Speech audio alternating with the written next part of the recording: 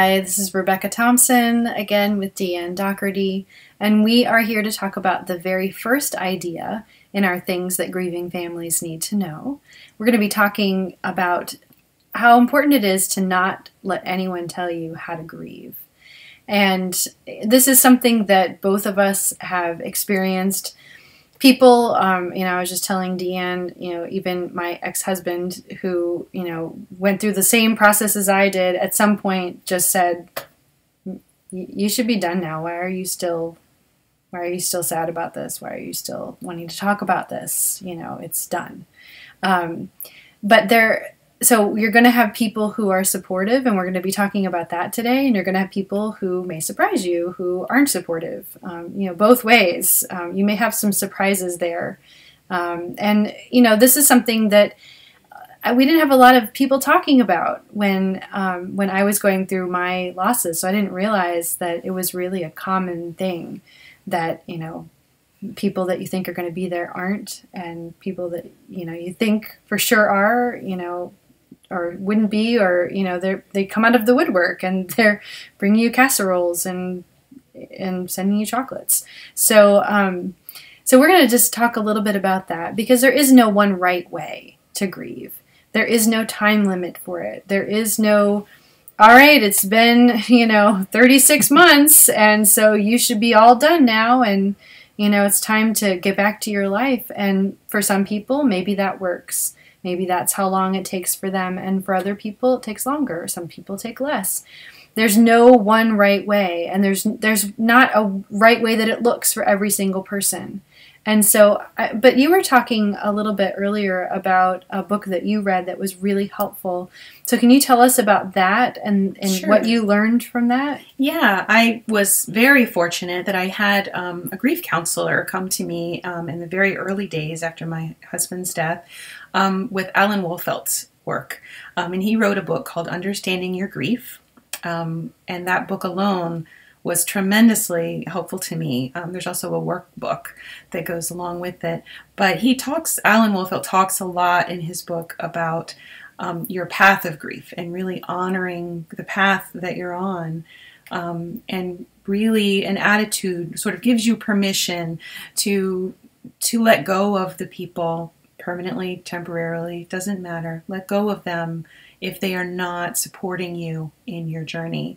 The idea is that you have this path, and it is your path of grief, and there is really no one else who can truly see it or understand it like you can, and there's also no way around it. You must follow this path. It's not a fun path, and it probably will not go where you think it will go. What were you calling it earlier? A spiral to hell? Someone described their path as a spiral that led down to hell. And that's not important. The important thing is that that's their path. And it is important that they stay on their path. There really is no other choice. The problem comes, I think, when we get pulled off of our path, or when we think that there's another way to do it. And so we stray from the path that truly is ours. We end up back where we started anyway. We still have to go down our path. We have to walk that path. And I think doing that work with that counselor and really becoming familiar with Alan Wolfelt's work really helped me to give myself permission to do that, to really have my eyes down on the path where I was walking, and that path did not make sense to a lot of people. It didn't make sense to some people that I really needed it to make sense to. I really needed some people to really get it and walk on the path with me, and they were not able to. And that was very difficult.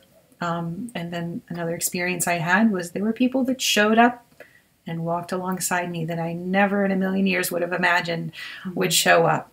Support came in ways that I could not have planned. But I think that was the idea that really helped me the most. As these people come and go from your life, that really helped me to just really honor, this is where I am, this is where I need to be. And whoever is here with me, great.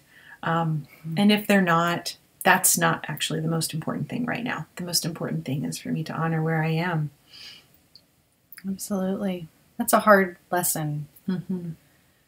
But yeah, I mean, right now, and it really, you know, we're going to share some stories in a couple of minutes about, you know, some of our experiences with that, and some of the ways that we were supported that we didn't expect, and some of the ways that people we thought would be there weren't. And, you know, but it's recognizing what your path is, and even if it doesn't make sense, like you were just saying, mine didn't make sense. I didn't understand it. Looking back, I can see what was happening. I can see what I needed. I can make a little bit more sense of it. But at the time, I didn't understand, and I was just really mad. Like, this is not the path I want to be on. So, but I wanted to talk just briefly about some of the things that people say when you're going through a grieving process. And I know one of the things that I heard in many, many, many different ways is kind of get on with it. You know, why are you, you know, it's been 2 months. Why are you still, you know, wanting to talk about this? And that was not helpful. That was not helpful. What are some of the other things that you heard a lot, or that you've heard a lot of people say? I've heard a lot of comments, not just to me. I don't know if anyone said this directly to me, but I've heard this said to other people with children, that they're actually really being unfair to their own children by sort of wallowing in their grief, or choosing to continue to feel sad, or to choose to, you know, still be involved in this process, basically, is what they're saying. That if you're spending your time and energy on this, you're really sort of shortchanging your children. Mm-hmm. And I hear that a lot from people with children who really take that on. And of course, you know, that's a fear, you know. You want to get on with it so you can be great, you know, for your kids. So that's one that I've heard a lot. And just to be clear, that's not the best path. No. It's, even though, because we have those doubts and we have those fears and those concerns when someone says that to us, or, you know, because it's part of us. We're trying to figure out the best way to be with our children, to support our children. And as we're going to remind you again when we get to the third topic in this exploration, about how it's important to share feelings with your kids. It's important to express your feelings. You know, that this is the way through it. It's actually not pretending as if some big thing didn't happen, because that's actually doing a disservice to your kids. So just to make that clear, mm-hmm. They're going to say it, but that's not helpful. Mm-hmm. Not helpful to you. It's not helpful to your kids. Mm-hmm. Yeah. Mm-hmm. So let's take a minute and just share some of our stories. You know, you and I both sat here and I was surprised at how many stories I had about this. I didn't realize, interestingly, you know, as much work as I've done, I haven't really talked about some of these aspects. I haven't thought about them in a long, long time. So tell us, I know you were sharing an experience with one of your friends who you thought, you know, was definitely going to be there. Mm-hmm. And so tell us what happened with that. Yeah, I think this is just the example that comes to mind when I think about the idea of, you know, the people that you think will be there, you know, may not, and you may be surprised by who will show up. I had a very dear friend who I know, you know, probably still feels a lot of love for me and wants good things for me. And I just, in that moment, you know, when I learned my husband was gone, she was one of the first people that I talked to. And it just never even entered my mind that she wouldn't be there. And her reaction was the same. It was, oh, I'm going to get a plane ticket. I'll be right there. What do you need? I'm going to be by your side, which is what I had expected. And it turned out she never came. And I remember realizing that it had been about 10 days or so after my husband had passed away, that she was saying to me, you know, Deanne, things happen, you know, life goes on. For example, my refrigerator died the other day. All my food is in coolers, and some of my food will spoil, and my husband might be losing his job, you know, but I have to go on. You know, life goes on. We can't just stay where we are and relive these tragedies. And she actually said, you know, you can't just stay in dead husband land forever. And that was very shocking to me. And I don't believe I spoke to her again after that. I did not have it in me to try and help her understand where I was and what I needed.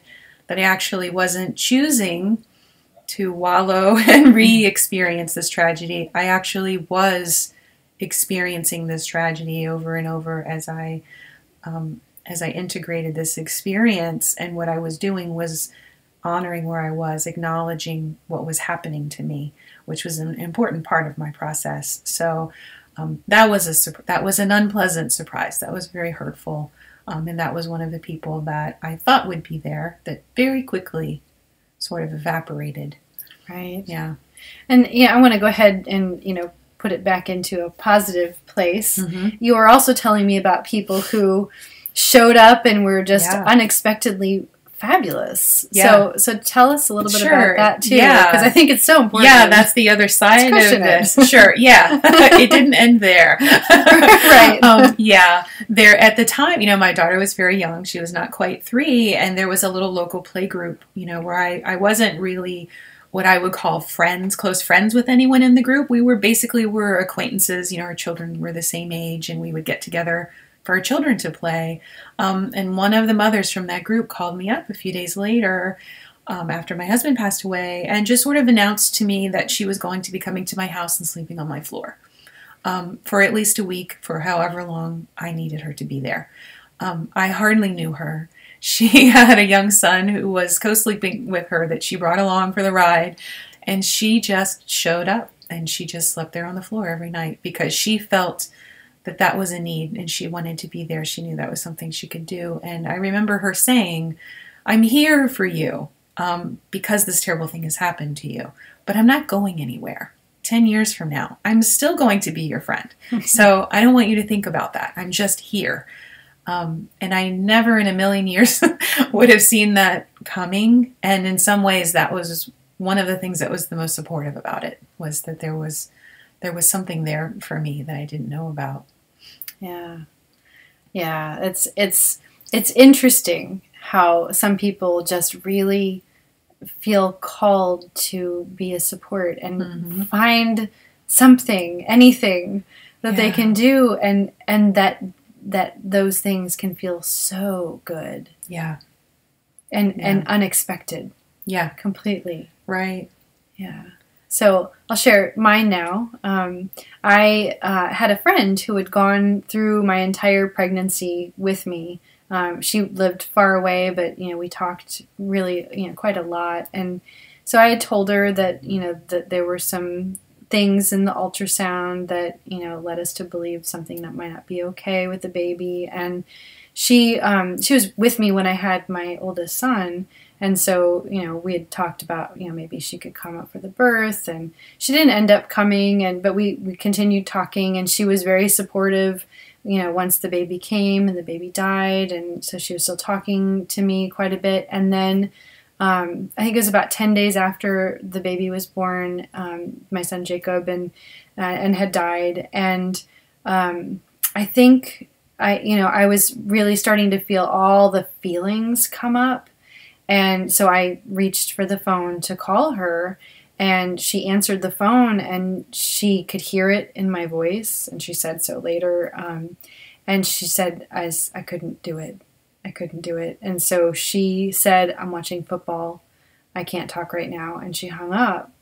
And she emailed me like later that night or the next day to say, I can't do it. I've already done so much. I don't have it in me anymore. And that was completely devastating. And I wasn't expecting that. She was the person who had been with me through all of this stuff. And then it just felt like a double loss. It felt like I had to stop my grieving process because now I just lost this major support that I had. So I needed to deal with that because the entire floor just fell out. And I had no idea that was even a possibility going into it. I didn't know that happens with people. So, that was, that definitely made it a lot harder, and especially not expecting it. But at the same time, I had people who showed up out of nowhere who were incredibly supportive, who I didn't expect. And I was thinking about my husband at the time had to go back to work. And so one of his cousins, who was an acquaintance, we had chats on the couch with our babies, but we really didn't hang out.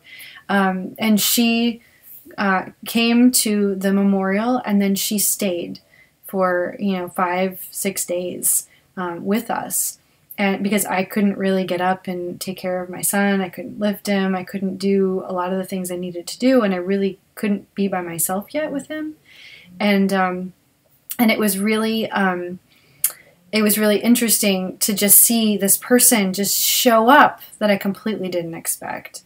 And I had one other friend who was, a health nut, love her. She was with me through the pregnancy. She actually flew up when we thought the baby was going to come. She was going to be with me, but she really wasn't thinking anything was going to happen. She thought the baby was fine. And then when he died, she sent me this giant box of chocolates. And she just said, you know what, there's a time and a place. And that meant so much to me. I had this person who, I really didn't expect to be all that supportive. And yeah, she sent me a giant box of chocolates. I enjoyed every last one of them. It's surprising sometimes how those little things actually are so supportive, too. Yeah. It's so meaningful. Mm-hmm. I'll never forget that. It was a box of chocolates. Yeah. So as we're moving into this next section, this next part of the conversation, it's turning to you. And it's for you to take a moment, if you've got a journal, scrap of paper, a notebook, something that you've got for this process, pull it out and just really sit with some of these questions and come back to them again. These are parts of your story. And I think it's important. It's not just going to be about, this person died. That's not the whole story. Just like we're talking about here and we're sharing, you've got your own grief process. That may be part of what you want to be writing about right now. And the ways that people are supporting you or the ways that people aren't supporting you is part of that story. And like we both shared, who are the people who are showing up in unusual and unexpected ways? And that's also part of your story. And it's no less a part of your story, those people who can't be there for you. That's part of your grief journey. That's part of this story for you. So any of these things that you want to write about are perfectly fine. We're going to give you some ideas of things you might want to write about. But if this conversation has brought up something else for you, by all means, write about that. Talk about it with somebody else if writing isn't your thing. Find a way to express it. Paint a picture. Draw. It doesn't matter. Remember, this is your process and it's going to look different. If you love Waldorf crayons, get them out and color with them. There's no wrong here. But the things that we were talking about that you might want to consider is, what are people doing right now for you that feels supportive? What are those things? Like my friend sending the box of chocolates, and my husband's cousin who came and stayed with us with her little ones to help make food and take care of my son and keep me company. And then what are people doing right now that doesn't feel supportive?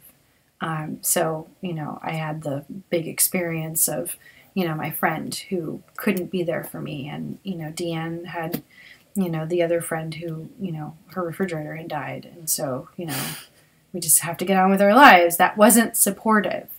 And so just naming some of those things that are happening helps give it more clarity, help you understand more of what, why this feels bad, why this feels okay. Like, just name it. It's all probably a big mush right now. So naming it, having that conversation. And then taking it on from there, who are the people who've been most supportive on your journey so far? And who are those people who have not been as supportive? And it's just really taking that time to really ask that question. And then I think my favorite question, which is the one that Deanne came up with, is, what do you wish people would do for you right now? And so just take a moment with it. Just take a moment. So, and the last thing that we wanted to make sure that we said in this time, this exploration with you right now, is that the support may end from people. You know, someone may be very helpful. Maybe they've got casseroles set up for you for the next 2 months, and you know, and then there's going to come a day when that support from the outside ends, and there are no more casseroles or whatever it is that's helpful to you. But that doesn't mean that the process is over. That doesn't mean that you should be done now. It doesn't. That's not what it means. It's important that you still go on and continue with your own process wherever it takes you, however long it takes. And it's also important to make sure that if you still need something, that you find a way to ask. And you find those people, go back to your list of people who are being helpful, and make a request. Because they don't know if you need something. If, you know, some people are going to make assumptions and they're going to sleep on your floor. And that's pretty cool. But most people won't know what to do. And so if you can give them an idea of what you're needing, you know, I could really use help with just getting my dishes clean. I really need someone to just bring me some paper plates. You know, sometimes it's those little things. Sometimes it's you need someone to just come and be with you. And so, you know, but the process doesn't end just because the external support stops. So, all right. So I would encourage you to take time, sit with these ideas, write about it, and then post in the forum. Share some of your experiences. Ask questions if you have questions that are coming up for you. This is your opportunity to get some support. So we'll be talking about feelings next and how there are no wrong feelings. And so stay tuned for that video next. Bye. Bye.